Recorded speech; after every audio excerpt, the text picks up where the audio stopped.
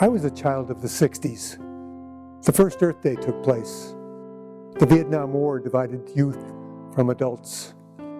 The Civil Rights Movement astounded me as to the lack of respect and justice that existed for black people. Women were calling for equal opportunity in a male-dominated United States. The whole world was emerging from the dark recesses of an age where few people conquered, controlled, and exploited the many. I quickly began to understand how little I and others knew about the world's systems and how they affected our lives directly. For all these reasons and more, I knew that being a teacher was my pathway to examine these issues and help others do so as well. I became that teacher in 1970 by going to college, having experiences, reading books I'd never seen, listening to speeches I'd never heard, helped me shed the kind of cultural skin that marked me as a kid who only really knew the upper Midwest of the United States of America. I created a global issues class at Hempstead High School in 1972. Through this course, I helped students realize that the 7 billion of us on Earth today need each other, not equally, but in substantial ways, to improve and make life fairer for as many people as possible on the planet. The ultimate goal was for students to gain a global perspective. A global perspective means to work beside, live near, and build successful relationships with people of diverse backgrounds, just as is happening in the Dubuque area today.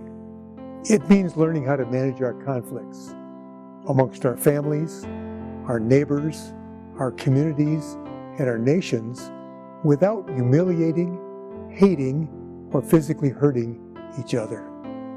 It means making a commitment towards stewarding our planetary environment so we and generations to come can breathe, eat, and enjoy nature's gifts. A global perspective means staying dedicated to guarding the human dignity and the human rights of all people.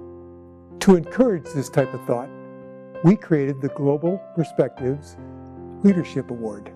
This scholarship rewards students who will be community leaders, professional leaders, by applying global perspectives to their life and to their work. I want you to take this scholarship seriously.